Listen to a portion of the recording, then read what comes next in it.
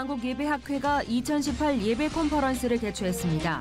교회 절기에 따른 7가지 예배를 재현한 이번 컨퍼런스 참여자들은 음악과 미술, 무용뿐 아니라 공간과 사물 등 다양한 요소들이 예배에 적용돼야 한다고 강조했습니다.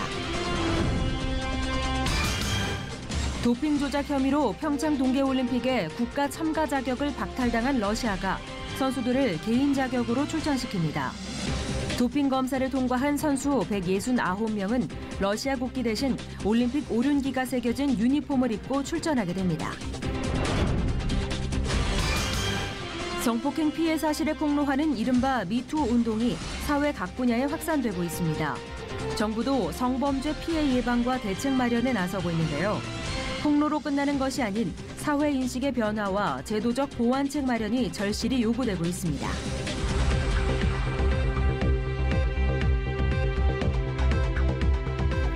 여러분 안녕하십니까?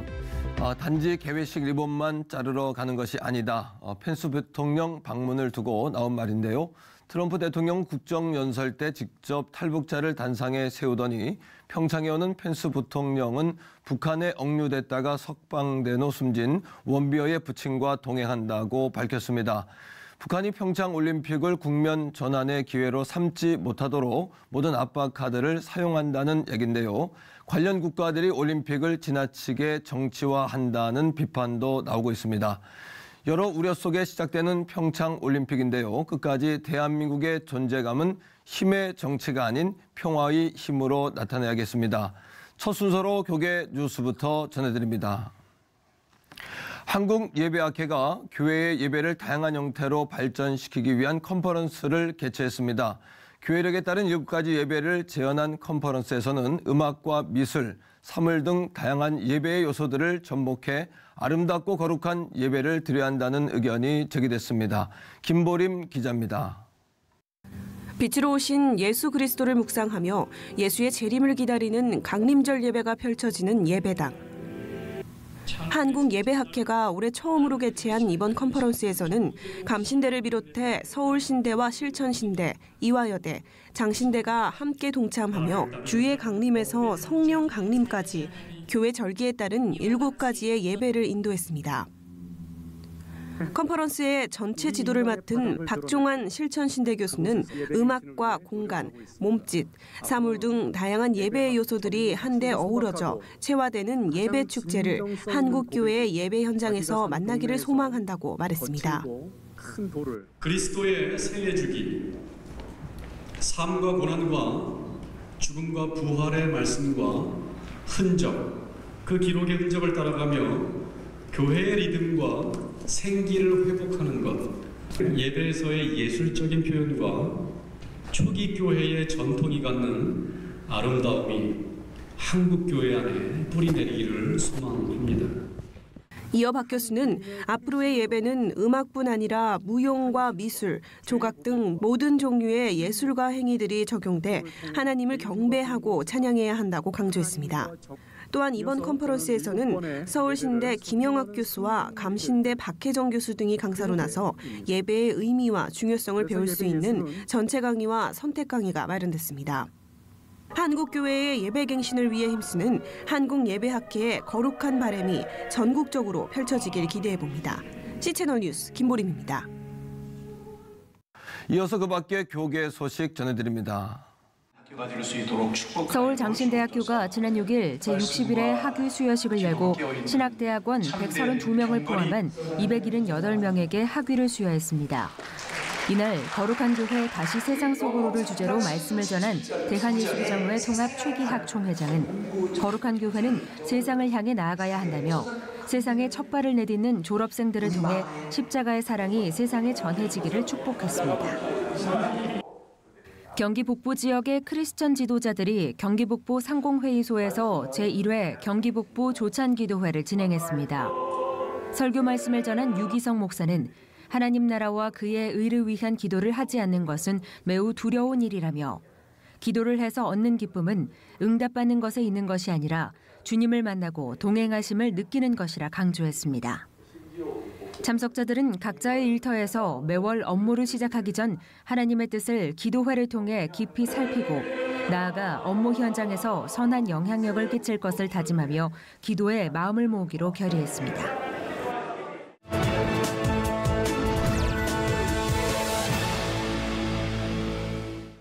이번 주 평창올림픽 개막을 앞두고 있습니다. 세계 90여 개국이 참가 예정인데 특별히 올해 러시아는 개인 자격으로만 참가가 가능하기 때문에 아쉬움도 클 것 같습니다.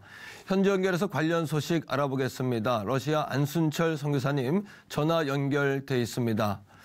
선교사님 말씀드린 대로 이번 올림픽에 러시아는 개인 자격으로 참가하는데 그래도 그 규모가 꽤 크더라고요. 네, 금년 겨울 러시아의 뜨거운 이슈는 러시아의 평창에 관한 이야기였는데요.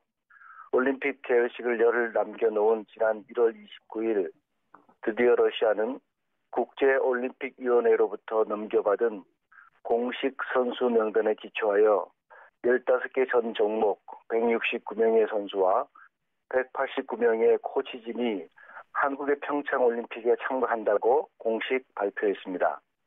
러시아는 피겨스케이팅, 아이스하키, 봅슬레이에서 강세를 보이고 있으며 특별히 피겨스케이팅 여자 싱글의 예브게니아 메드베제바는 강력한 우승 후보로 꼽히고 있습니다. 러시아는 동계 스포츠 강국으로 인식돼 있는데 러시아 국민들도 많이 아쉬워하겠습니다. 어떤가요? 네, 지난 2014년 소치 동계올림픽을 통해 동계 스포츠에서의 위상을 높이는 것뿐만 아니라 정치 외교적으로 긍정적인 효과를 경험한 러시아는 그동안 2018년 평창올림픽을 최선을 다해 준비해 왔습니다.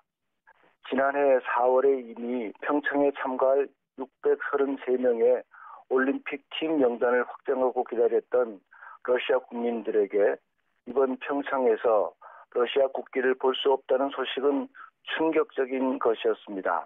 더구나 소치 올림픽에서 3관왕에 올라 러시아의 국민적 영웅으로 자리매김한 빅토르 한국명 안현수 선수의 참가 불가 소식은 외무장관의 분노까지 유발했다는 뉴스가 보도될 정도로 큰 실망을 안겨주었습니다. 그럼에도 불구하고 러시아 국민들은 자국 선수들의 평창에서의 선전을 기대하면서 6월 9일 70여 명의 러시아 선수들이 오륜기를 들고 개회식을 걸어가는 그 순간을 기다리고 있다고 타스 통신은 보도하고 있습니다. 네, 안현수 선수는 올림픽 참가 불가 판정에 불복해서 소송 중이라는데 올림픽 시작까지 결론이 나긴 어려워 보이기 때문에 아쉬움이 더 큰 것 같습니다. 올림픽에 이어 패럴림픽도 있고 또 러시아는 월드컵도 치러야 해서 분주한 상반기를 보내게 될 것 같습니다. 2014년 소치 대회에서 우승한 러시아는 동계 패럴림픽의 최강국으로 평가가 되는데요. 3월의 평창에도 국제 패럴림픽 위원회의 자격 조건을 통과한 약 30여 명의 러시아 선수들이 개인 선수 자격으로 참가하게 되어 평창 패럴림픽의 훈기를 불어넣었다는 소식이 전해지고 있습니다. 동계올림픽 참가 외에도 러시아는 3월에 대통령 선거와 6월에 월드컵을 앞두고 있습니다. 러시아 국민들은 6년 임기의 대통령을 선출하는 대선을 민주적인 절차를 통해 잘 치르고 한국을 비롯하여 32개국이 참가하는 6월의 러시아 월드컵이 아름답게 또 안전하게 마무리되기를 기대하고 있습니다.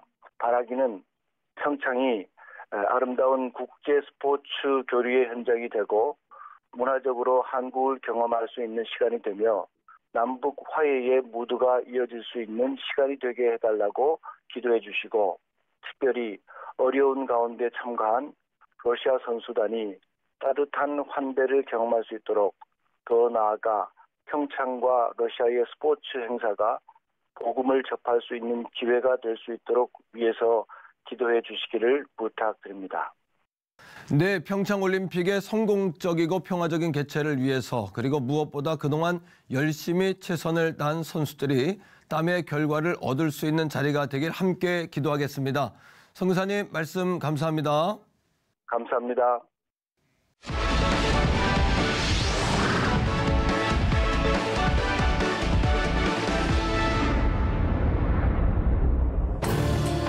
검찰 검찰 내 성추행 폭로 이후 사회 각 분야의 미투 운동이 확산되고 있습니다. 주영한 대검찰청 대변인은 지난달 31일 긴급 브리핑을 갖고 책임 있는 사람에게 응분의 책임을 묻도록 할 것이라며 공소시효를 핑계로 조사 범위를 좁히지 않겠다고 강조했습니다. 한국판 미투 운동. 운동을 넘어 제도적 장치를 만드는 전환점이 될 수 있을지 하나님의 법, 세상의 법에서 알아봅니다. 하나님의 법, 세상의 법, 이재만 변호사님 나오셨습니다. 변호사님 안녕하세요. 네, 안녕하세요. 그간에 이제 법조계에서 불었던 성추행 폭로 사건이 이제 사회 전반을 넘어서 이제 문학에 또 문단에까지도 퍼져가는 것 같습니다. 예, 최근에 이제 최영미 시인의 괴물이라는 이제 시를 발표했는데 이제 그 시가 이제 결국은 이제 성추행에 대한 이제 폭로시죠. 그래서 상당히 이제 사회에 파장을 일으키고 있는데요. 근데 이제 그 피해자의 그 성추행 폭로라는 것은 실제적으로 폭로를 하게 되면 본인이 그 자기 자신에 대한 어떤 2차 피해 우려도 있고 또 미래가 불안하게 될 수 있으니까 이제 고소라든지 진정 이것을 좀 꺼리게 됐었습니다. 그렇죠. 그리고 이제 또 과거에는 성인지 감수성도 이제 그 좀 예민한 상태가 아니기 때문에 보통 이제 이 정도가 무슨 성추행이냐 성희롱이냐 이렇게 생각했는데 현대는 이제 성인지 감수성이 상당히 예민해졌고 그렇죠. 또 이제 그런 점에 대한 교육도 많이 하고 있기 때문에 그래서 이런 정도라면 성희롱이고 성추행이다 이렇게 생각들을 하니까 이제 결국은 이제 진정을 한다거나 고소하는 것도 좀 늘어나고 있고요. 이제 미국에서는 그 거물 제작자 와인스타인한테 결국 성추행을 당했다 하고 어느 배우가 SNS에 글을 올렸어요. 글을 올리니까 결국은 다른 배우도 해시태그에 미투라고 해서 나도 그 와인스타인한테 당했다. 이러니까 그 다음에 또 나도 당했다 해갖고 굉장히 파장이 커졌죠. 그래서 결국 이 미투 운동이 연예계뿐만이 아니라 헐리우드의 뭐 그쪽 연예계 외에도 뭐 체육계 또 뭐 그 외에 뭐 여러 가지 정계까지 지금 확대되고 있죠. 그런데 이제 우리나라의 경우에도 결국 그 검사, 여검사가 결국 조직에 있는 그 상관으로부터 성추행을 당했다.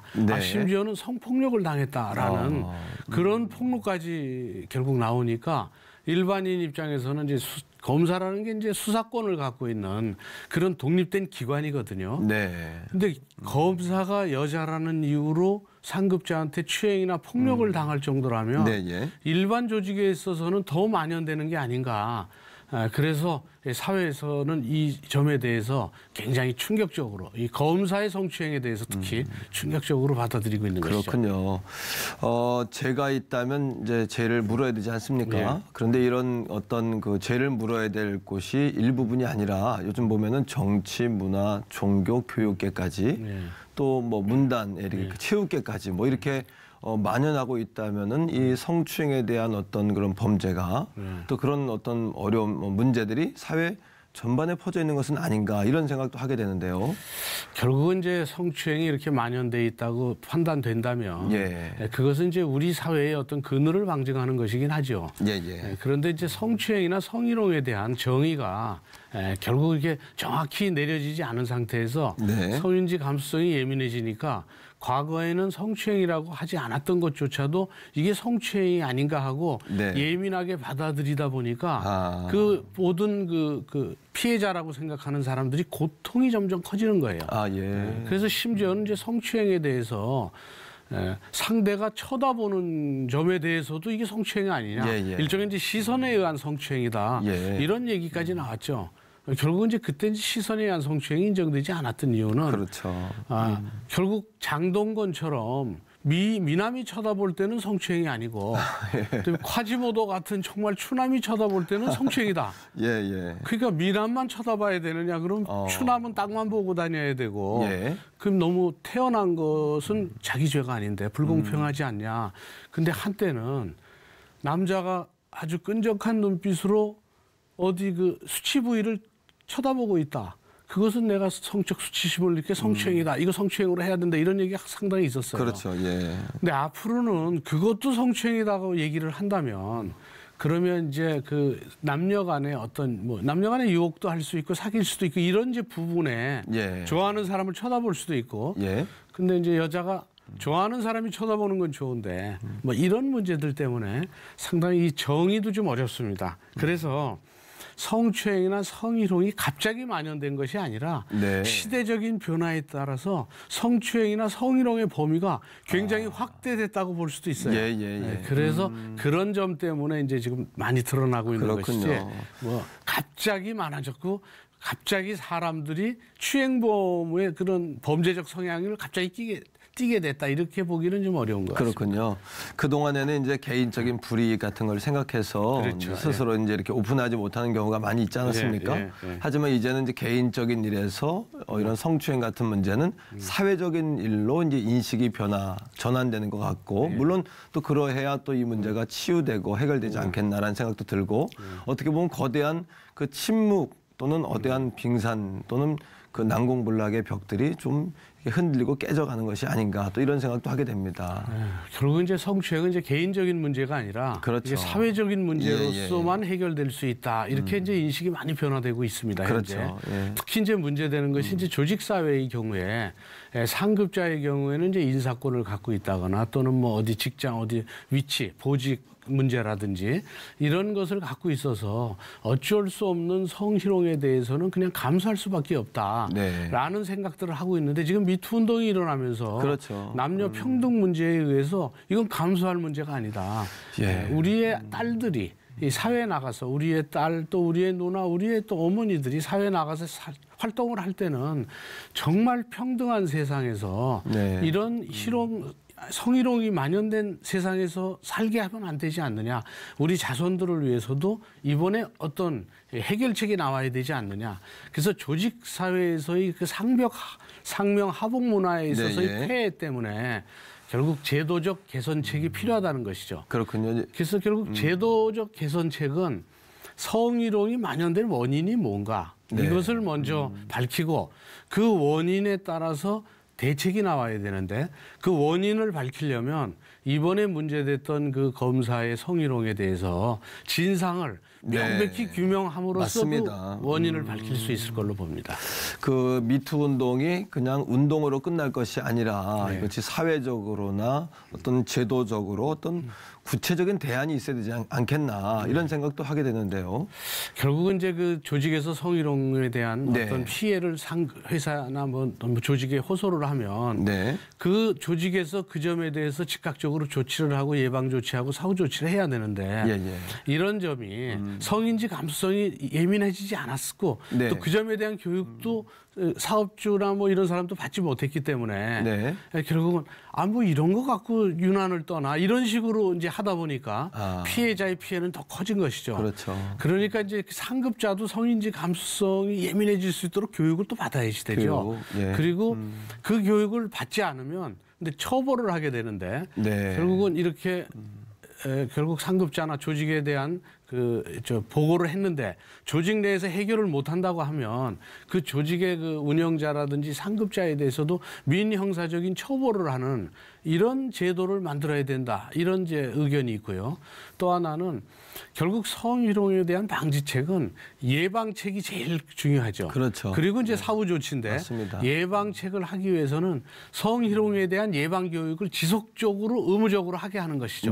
조직마다 다. 그래서 뭐 1년에 2번씩 전부 모든 직원이나 모든 검사들이나 전부 성희롱 예방 교육을 하게 한다든지 의무화시킨다든지 그리고 이제 사후 조치가 이제 문제되는데 사후 조치 경우에는 이제 병원에 연계해서 그 정신적인 트라우마에 대한 치료라든지 그래서 사전적인 예방 조치와 사후적인 조치도 다 같이 제도화돼야 되고요.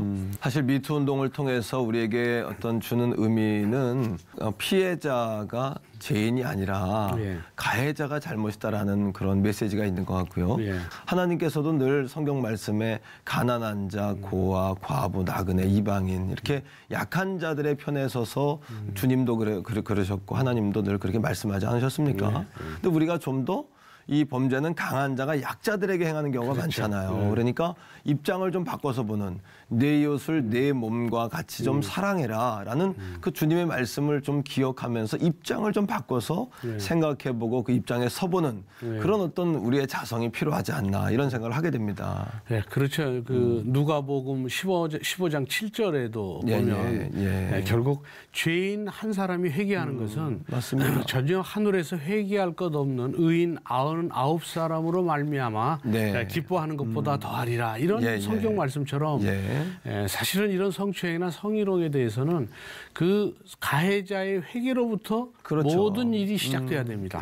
결국 죄에 대한 진정 어린 그런 회개는 결국 이웃을 진심으로 사랑하는 그 이웃을 사랑하는 그런 인간 존중의 사회로 나아가는 이런 토대가 될 거라고 보는 것이죠. 사실 우리 그리스도인들부터 또 이 방송을 보신 분들부터 스스로 갱신하고 자각하는 운동이 필요하겠다 이제 그런 생각을 해보게 됩니다. 변호사님 오늘 말씀 고맙습니다. 감사합니다.